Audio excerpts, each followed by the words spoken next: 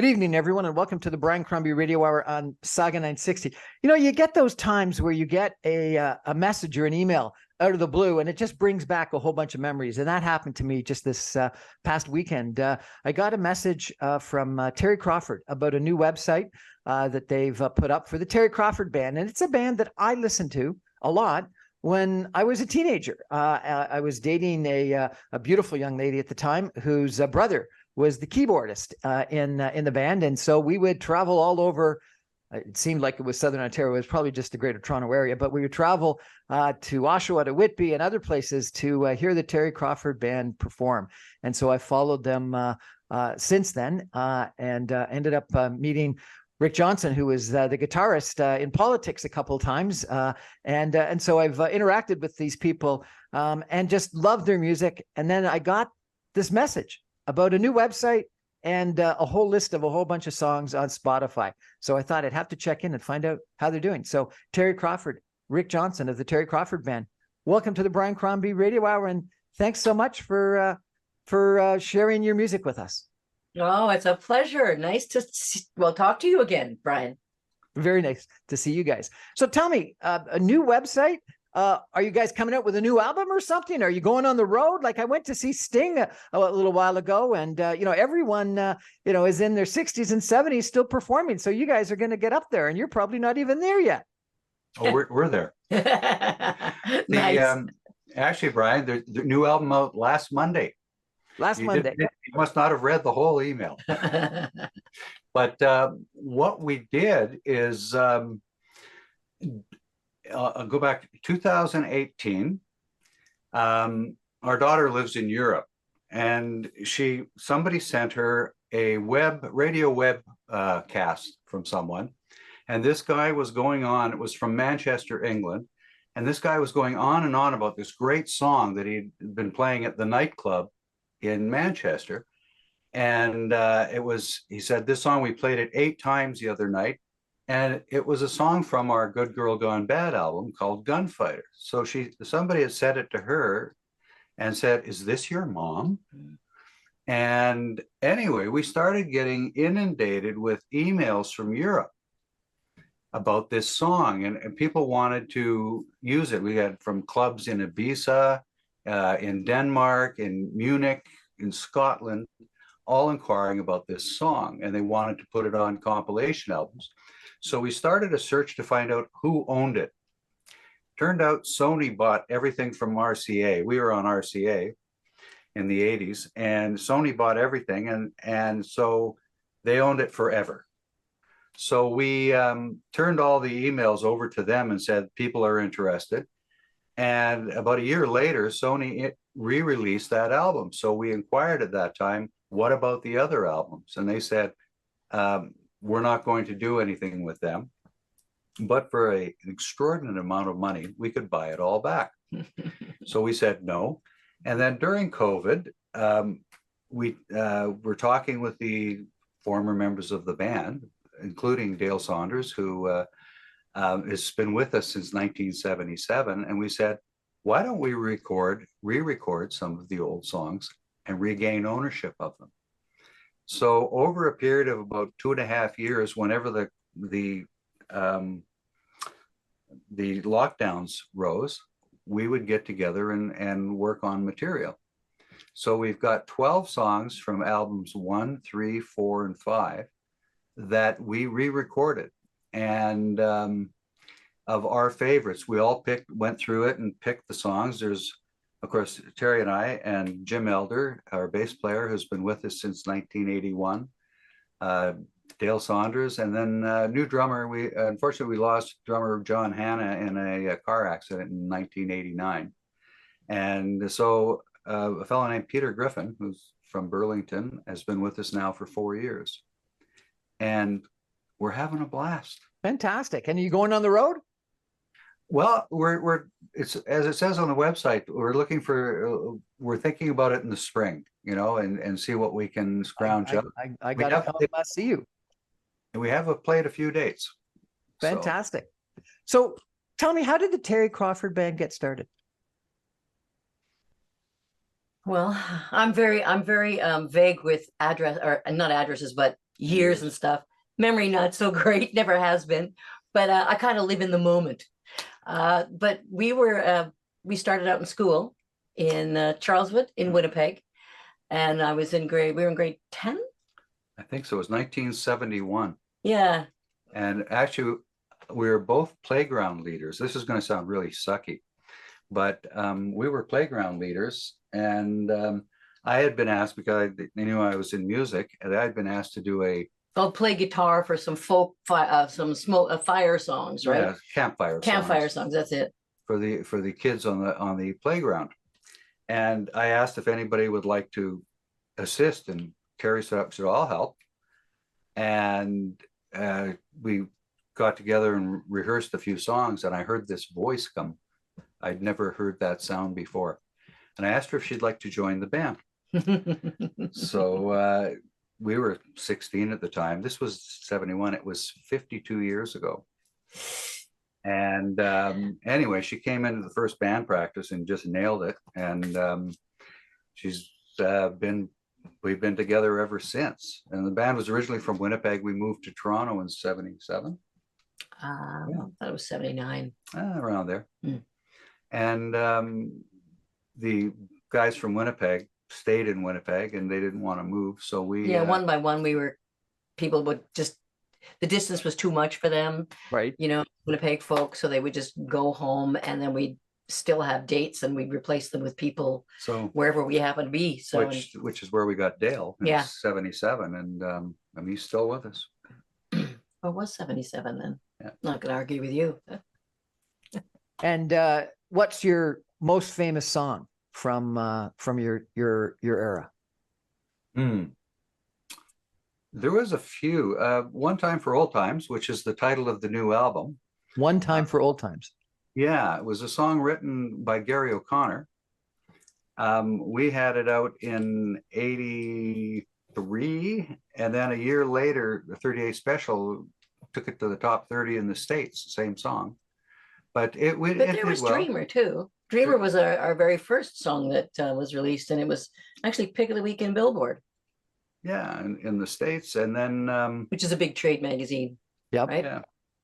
And First Step there's a video for that, which was out on Much Music in 87. Getaway was it was pretty song. popular too Running on the was radio. good. Every Friday night, it was Get Away from the City. You'd always hear it in the car as you're riding up to the cottage up north, and the song would appear. And then, of course, Gunfighter and Chocolate Candy did really well on FM, play in pretty much across the country. And then, like I said, that's the song Gunfighter is the one that took off in Europe in 2018. And it's nearing 1 million plays on Spotify, which for an album that wasn't released online until 2018. It was not released online until 2018, and it's got 1 million plays. Yeah. So we've come out with the other our favorites from the other 5 albums. There's 12 songs on the new one, and it was just a lot of fun. Recording the whole thing, getting back in with the guys, especially after COVID. And getting catching up with everybody. Dale's been with us throughout, but Jim had been off doing other things in radio, and then Peter was new. So it was just a great experience. You walk on stage and you feel like you're 25 again. Mm-hmm. Well, let me tell you, when I have gone to see some of these people of late that were big 20, 30, 40 years ago, I think maybe getting up on stage and playing music keeps you young. Well, you look at everybody, you get up there and it's magical, and so we're hoping for more. The album took longer to get out than we thought. We were hoping for earlier this year, but we were trying to get a bunch of other things straightened out, which we have, and we're looking forward to it now. Well, I'm looking forward to hearing some of the music. We're going to take a break for some messages, and we come back. Are you going to play something for me? Sure. Fantastic. Well, we're going to take a break for some messages. We're going to be back in 2 minutes with Rick Johnson and Terry Crawford of the Terry Crawford Band, who have come back out with an album that's a compilation of a bunch of their original songs. Stay with us, everyone. Back in 2 minutes.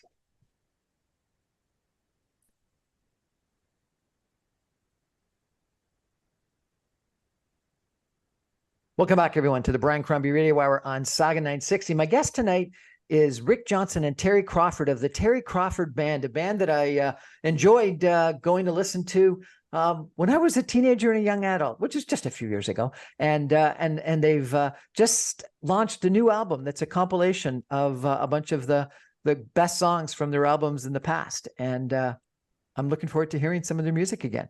And they're going to play something for us right now. So, Terry, what is it that you're going to play? We're going to do our very first song that was released back in 1981. Sorry. It's a song called Dreamer.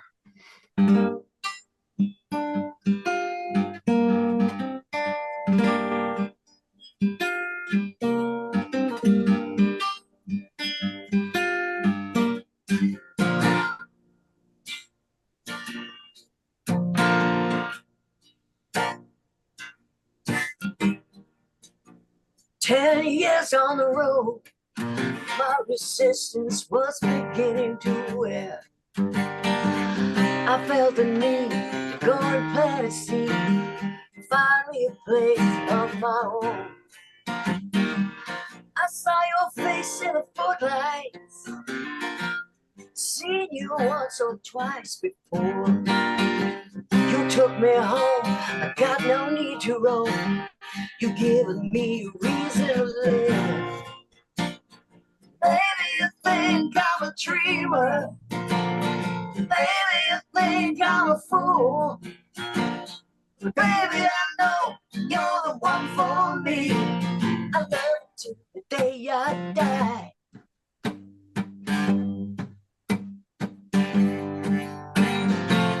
I've traveled so many highways, you couldn't name a place I haven't been.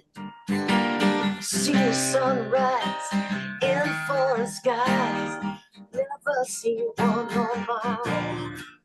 It's been too many smiles, too many miles. There isn't much more I could say, but I wanna stay with you, relax, kick off my shoes. Home is where I want to play. Baby, you think I'm a dreamer. Baby, you think I'm a fool. Baby, I know you're the one for me. I'll love you till the day I die. Don't try to tell me I'm wrong. I'm tired of moving around. I just wanna stay with you every day. Am I wrong?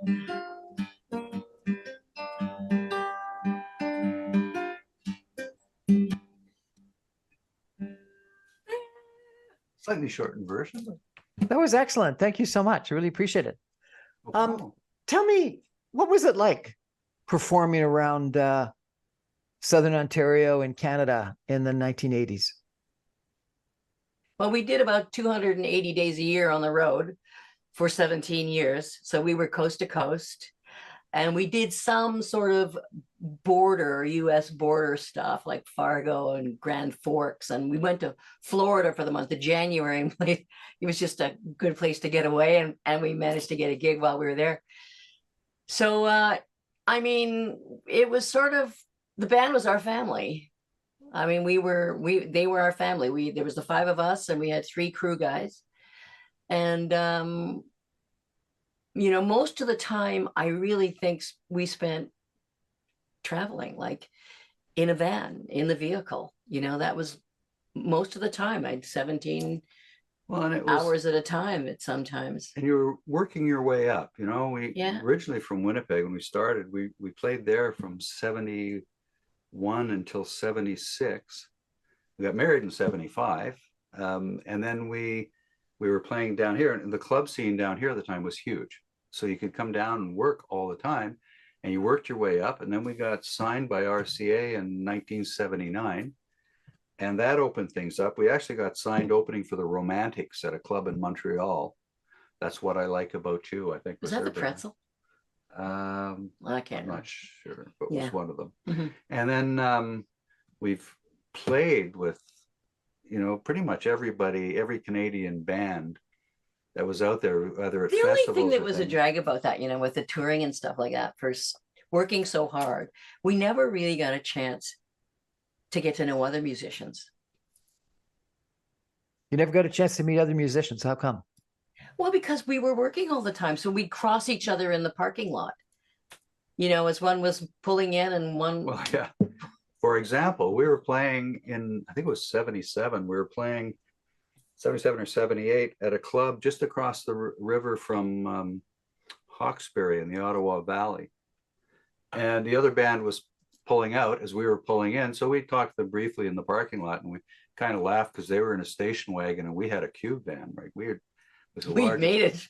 right? And anyway, so we were in setting up, and the bartender kept playing the same song over and over on the jukebox, which for those younger people was a place where we used to be able to put money in and listen to songs, and the artist actually got paid some of that money. Anyway, but so he kept playing the same song, and our drummer finally just said, "I've had enough of that song." So I went over to the bartender and said, "It's a great song, but could you play something else?" And I said, "But who was that?" And he goes, "Oh, this was the band that was here last night." And the song was Roxanne. You remember that one? And so it was Sting and the Boys. It was Police. The Police that we were talking to in the parking lot, but they were just another band. That was their station wagon tour. Yeah, where they were going around the world, and they played somewhere in Montreal. They played Boston and New York and then Montreal, and then they were on their way to play the Edge in Toronto. Fantastic. Well, I was at Sting just a week or so ago at Ontario Place, and guess what his encore song was? Roxanne. Roxanne. Yeah. Yeah, it was, but a lot of the times you didn't see anybody because you'd see people in gas stations in Northern Ontario. Yeah. But we did 3 summers with the Beach Boys, which was tremendous. Playing to 18, 20,000 people every night. But it was grueling in that, I remember the last one we did with them, we played in Oshawa by ourselves on a Saturday night. The next Wednesday in Edmonton, drove. So we played Wednesday in Edmonton, Thursday in Calgary, Friday in Regina, Saturday in Winnipeg, Monday in Sudbury, Tuesday in Hamilton Place, or at Cops Coliseum, Tuesday, Wednesday in Montreal, or Quebec City, Thursday in Ottawa, Friday in Montreal. And we drove the whole thing. You drove the whole thing, and the Beach Boys were probably jetting it around. Oh yeah. But you got to borrow their audience, and it was just such a great experience getting to know them. And we've toured with them in 81, 82, and 87, I think. And we just had a blast. There's videos. Is opening for a big band great exposure, or is it challenging because everyone's there to listen to the big band? Well, everybody's there to listen to the Beach Boys, obviously. But we ended up, some of their band members who came up and played with us on the last tour. And Billy Hinchy, who just recently passed away from, the really elderly people remember Dino, Desi, and Billy from the 60s, which was Desi Arnaz Jr., Dean Martin Jr., and Billy Hinchy. And Billy played with the Beach Boys. And he just passed away last year from cancer. But Barry had still been in touch with him. Mm-hmm, mm-hmm. So, but it's nerve-wracking for sure. You're going to open up and it's like huge crowd. But we were treated so well. I mean, we'd heard horror stories about opening acts not being able to use the full PA or not being able to use any of the lighting because they want to save those things for the main attraction. Yeah. But I don't know. Many times we've bumped into somebody who said, I remember you. I saw you at whatever Beach Boy thing. So Some people remember, and I don't know. Who knows? I mean, it was just fun for us, right? Well, it was business, But it was fun. but No? you were getting the exposure. Yeah. And that was the crucial thing is you'd walk out, you'd have your 40 minutes. And I Of course, people remember, die of exposure, but oh, yes, we're from Winnipeg. You can die from exposure. But, listening to their attitude was because we had mentioned in one of the tours to their road manager that, it's really nice that we're getting to use like half the lights in the whole PA. And he says, listen, he says, the Beach Boys attitude is this. If they can't walk out on stage and open with California Girls and own the audience, then they don't deserve to be the opener or the closer. And if an opening band can, they're going to give the opening band everything that they can to make the overall show good. And it was a great attitude. And that's why they're still around. Well, and you must have done something right for them to invite you back on tour with them several years in a row. Yeah, we used to go on stage for their encores actually as well. Yeah, it was fun. What would their encore song been? Fun, fun, fun, and Help Me Rhonda were the ones, which was great. Tell me about some of your first albums, and Terry, you were very sultry. I remember you in the tight leather pants and things like that. Tell me what the image was like that you were creating. Well, I guess everything was about sex, wasn't it? It was, boy meets girl. Yeah. I embraced it. I mean, I was a young woman and, discovering my sexuality too. I guess I was like, I wanted to flaunt it, right? I had legs, I had whatever else comes with being a woman. And so, it just seemed to be, that was the image of a singer in a rock band, wasn't it? So I just, I went with it, I guess. I was comfortable with it. I wasn't doing anything I didn't want to do, right? Tell me about good girl gone bad. I was a good girl gone bad. Yeah, I'm better when I'm bad. What were some of the other big songs on that album? Running, Gunfighter, Getaway. Running, which is a song that Chubby Checker covered as well. Later. Yeah, later. And like I said, Gunfighter, Chocolate Candy were. It was a really good album. Yeah.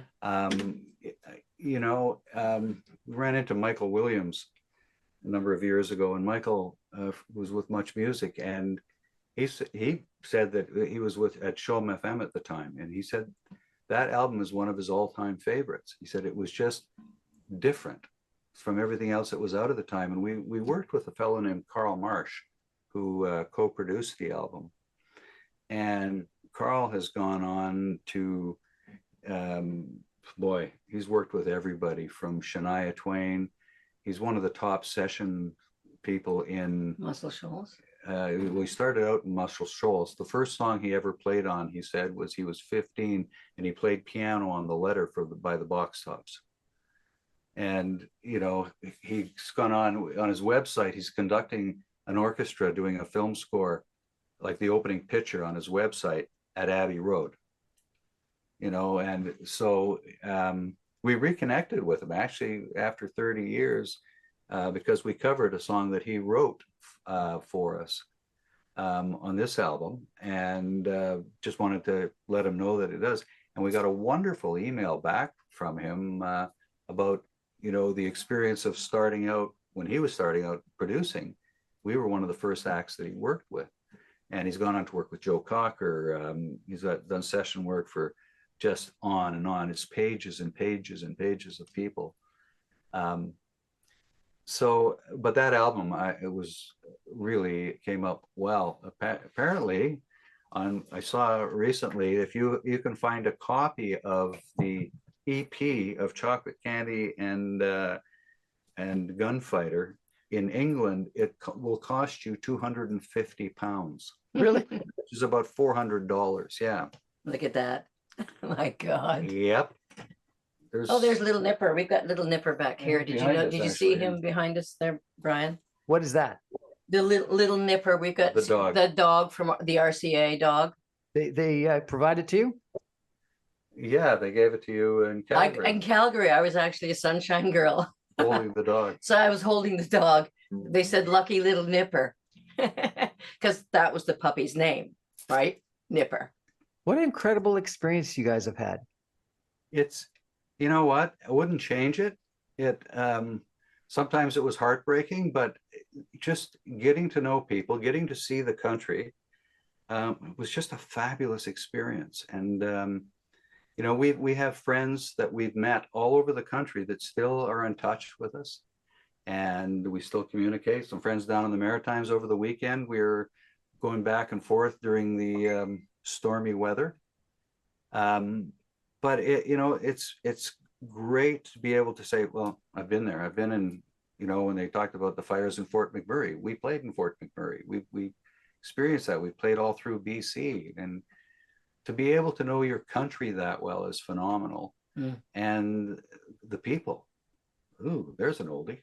If people want to get this new album, what's the best way for them to listen to it? It's up on everything, Spotify, iTunes. You can Apple Music. You can purchase it through Apple Music for $9.99, which is a great deal. You know, it can be loaded on any digital format. The new album is called One Time for Old Times. And you can find it if you search that. The album cover will come up, and the album cover was actually the photograph of it was shot by our daughter when we were over in the spring in England. She's a professional photographer over there, who's doing incredibly well. And this album was mixed by our son Michael. So it's a family affair. One Time for Old Times? Yes. Mm-hmm. Excellent. We're going to take a break for some messages and come back in just 2 minutes with Rick Johnson and Terry Crawford of the Terry Crawford Band. And maybe I'll ask them and we'll see if they accept to sing another song for us. Stay with us, everyone. This is a trip down memory lane, but also good new music as well. Stay with us, everybody.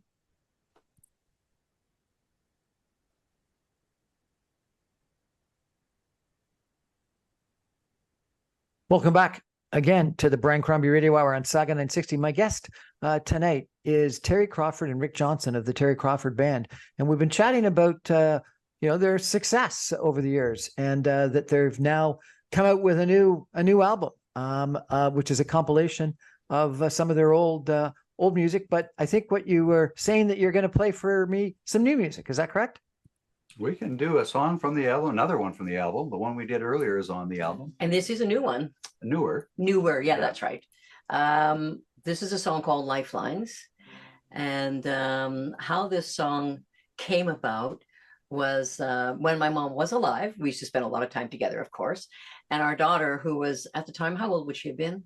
About 6 or 7. 6 or 7. And of course, she looked at my mom and she noticed, you know, she was a little wrinkly. And she said, how come, where did you get all these lines from? And my mother said, the wrinkles. And she said, well, you put them there. Life put them there. So we came up with the song Lifelines. Well, Rick did. He wrote it. So this is Lifelines. Excellent.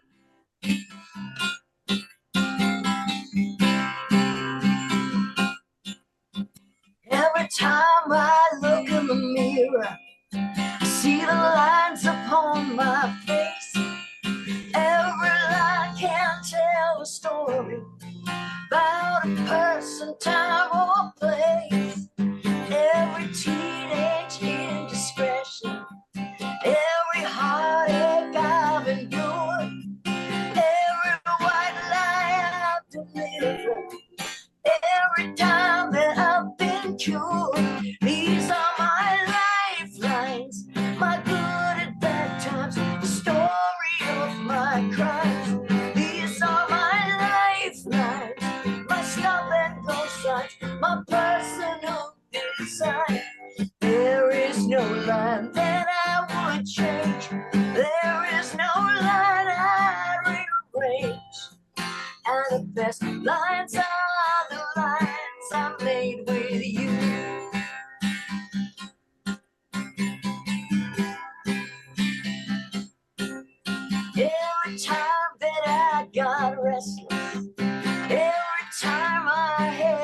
cried. Every time that I stood waiting, every time I said goodbye, every time I sat and wondered if tonight would be the night. Every time I said I'm sorry, just to try and make things right. These are my lifelines, my good and bad times, the story of my crime. These are my lifelines, my stop and go sign, my personal design. There is no line that I would change. There is no line I'd rearrange. And the best lines are the lines I made with you.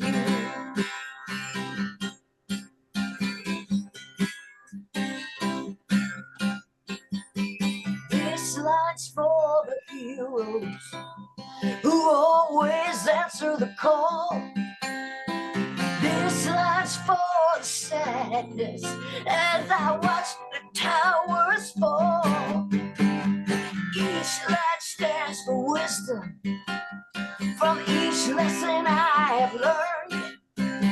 For every new temptation, for every page I've turned, these are my lifelines, my good and bad times, the story of my crimes. These are my lifelines, my stop and go signs, my personal design. There is no line that I would change. There is no line I'd rearrange. And the best lines are the lines I made with you. Yeah, the best lines are the lines I made with you. These are my lifelines. And the best lines were made together, the two of you. Thank you so much for sharing. That was wonderful. Let me ask you a question. You know, you talked about 270 days on the road. You talked about driving in a van from Edmonton to Quebec City and, you know, numerous stops in between as you were touring with the Beach Boys and then playing in probably some small bars and some large places. Would you really do it all over again? Oh, yeah, in a heartbeat. It was Maybe the odd flight in there, maybe. it was a great experience. And there's just such a rush of getting out there in front of people and playing that still to this day. I mean, we played here, you know, where we live locally in a neighbor's backyard for a fundraiser for a local project here, and we have a blast doing that. It's still fun. And when we get together with the band, I mean, it's just magical. It seems today that you know, the only people that are make money in the music business are the really big acts. Yeah. You know, I've got some friends that are playing in local bars in Port Credit, and they're making a couple $100 if they're lucky. Yeah. If someone came to you today and said they wanted to be a rock star and start in the music business, following your footsteps, what would you tell them? Be prepared. Yeah. To be disappointed. And if you really, really are passionate about it, give it your best shot. The challenge today is there's no place for young musicians to start out and work. When we started out, we could play in Winnipeg. There was a fun when the drinking age dropped to 18. So all the local dance clubs closed down, but all the pubs opened up, and we could play like a Monday, Tuesday, Wednesday in one pub, and Thursday, Friday, Saturday in another pub in Winnipeg, and never play the same clubs again in the same year. The market was that great. So we had the opportunity to go out and play 6 days or 7 days a week. And every night, and you'd get booed some nights if you were bad, but it was such a great training ground. And the winters in Winnipeg are cold. Remember, Burton Cummings said to us, he said, you know, your choice in Winnipeg was you were either going to curl or play hockey or be in music, you know, because for 10 months of the year, you were stuck indoors. And it was just such a great training ground. And Toronto had a similar market, much bigger. And when we came down here, we'd had 4 years of experience of playing every night. And it just builds up your stamina. It builds up the strength in your voice. I mean, I think because to sit in a room and sing is not the same as sitting in a club where there's like a couple of hundred people. It's just it's a different kind of pressure on you, and you learn stuff really quickly when you're doing things that way. You can practice your butt off in your house, but it's not the same as playing for a live audience, because you're just on point, and you can't fake it with an audience, you know, and they're not going to pretend to like you if you're not on. And I think that's probably the key with the longevity of some of the people who are still going. I think it's really important too to be the most sober person in the room. That probably helps. I ended up interviewing Gil Moore. If we sounded good at 9 o'clock when the audience was sober, and we were still sober at 1 o'clock in the morning, we sounded fabulous. Really good.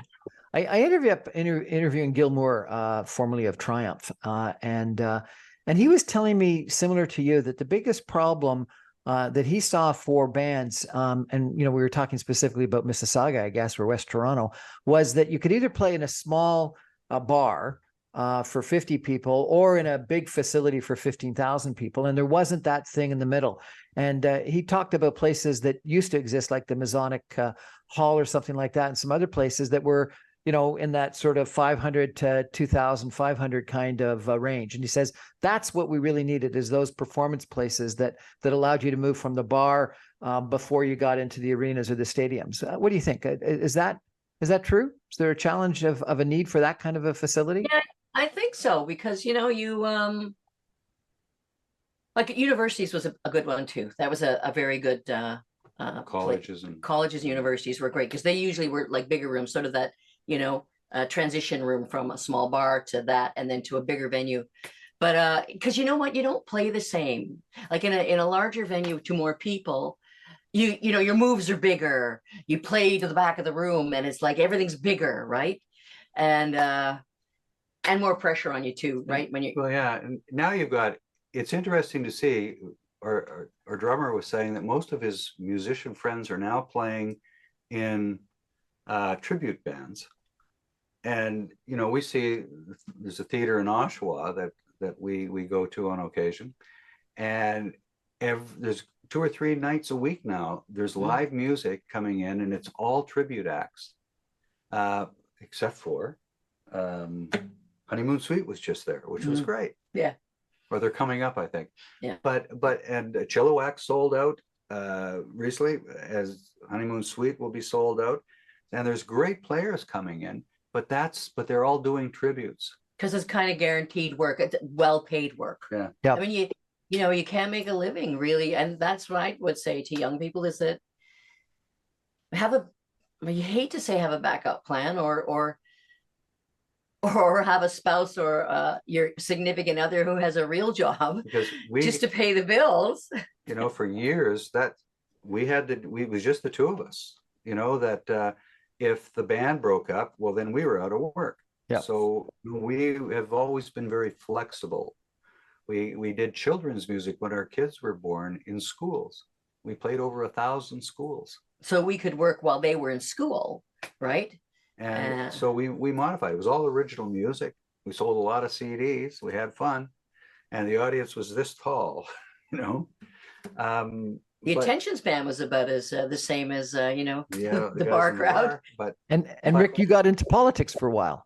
Well, yes, I was on the school board for about 12 years up in Lindsay, and then if you raise your hand, timing's everything. But Yeah, I defeated John Tory in a by-election in 2009 and spent 3 years at Queen's Park, which was a wonderful experience, but you couldn't pay me to go back. Couldn't pay you to go back. Why? You know what? We found it was hard on our kids. Um, you know, when you're in a government and you're in power, it's your fault. Everything's your fault. And like I said, it was a great experience. I met wonderful, wonderful people in all parties. I found it was very collegial atmosphere. You'd be sitting on the ledge and the leader of the opposition would come, just plop down beside you and ask you how you're doing. You'd have a great conversation. There's probably only one or two people in that whole era of when I was there that I wouldn't gladly go out for dinner with to catch up on. That they were just wonderful people. And it's a really tough job. I can well imagine. I bumped into John Tory at a TIFF event, and we had a nice chat. And he's gone through some ups and some downs himself. Lots of people do. Absolutely. It just seems very cutthroat, more so now than ever. It gets personal, and I don't know. I just like to hear solutions, not just backstabbing or just mean stuff. It's gotten very mean. Music is a lot more fun. Let's get back to the music. It's a lot more fun. We're going to take a break for some messages and come back with some concluding comments with Terry Crawford and Rick Johnson of the Terry Crawford Band, who have just recently released a new album. What's the album called, and where can people get it, please? One Time for Old Times, and it's available on all streaming services, and you can purchase it on iTunes. One Time for Old Times. Sounds great. We're going to be back in 2 minutes. Stay with us, everyone, with the Terry Crawford Band.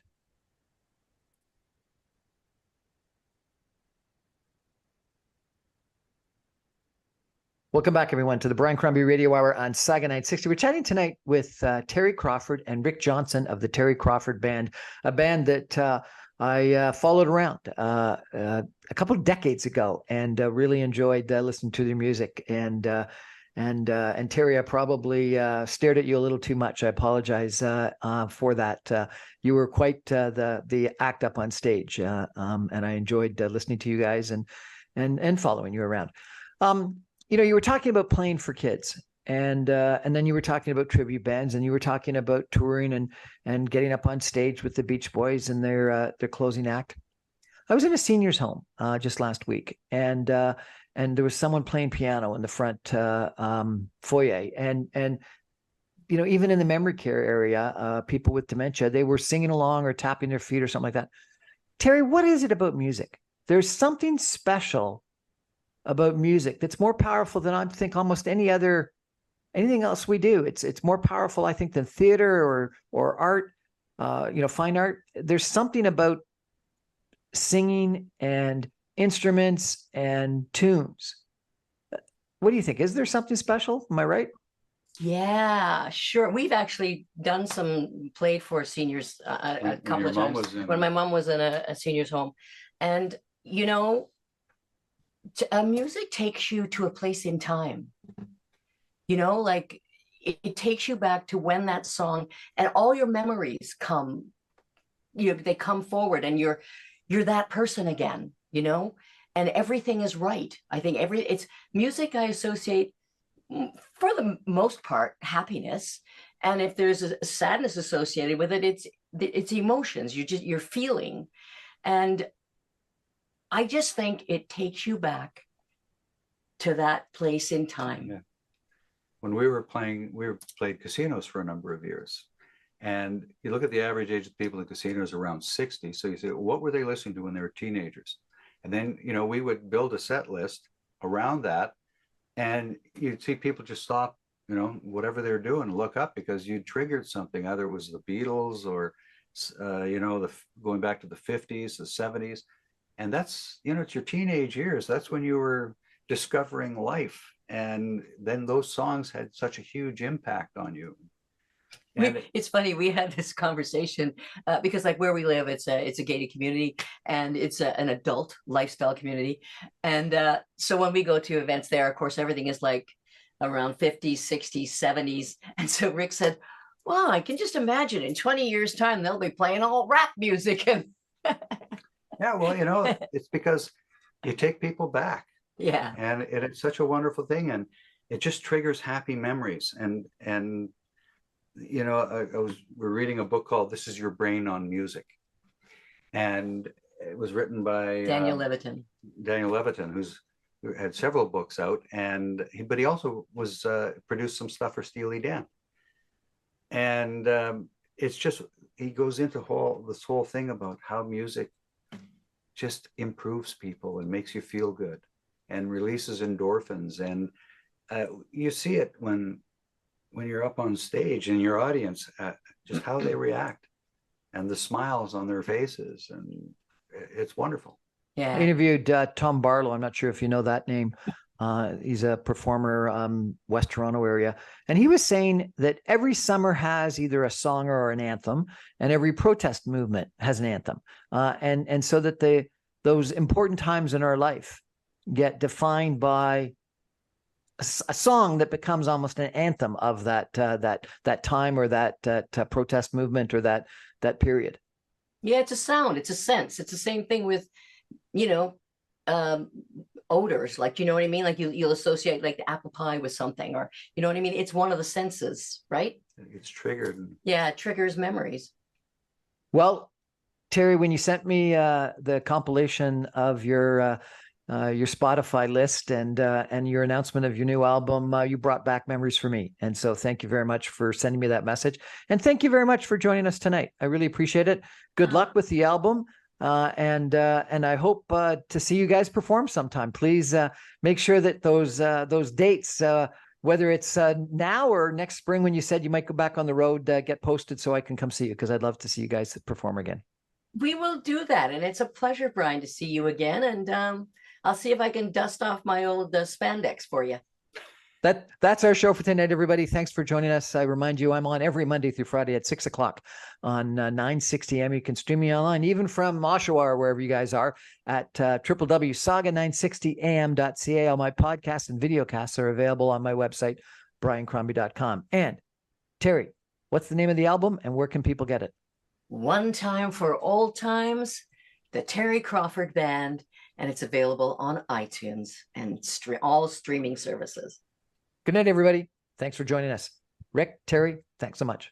Thank you. Thank you.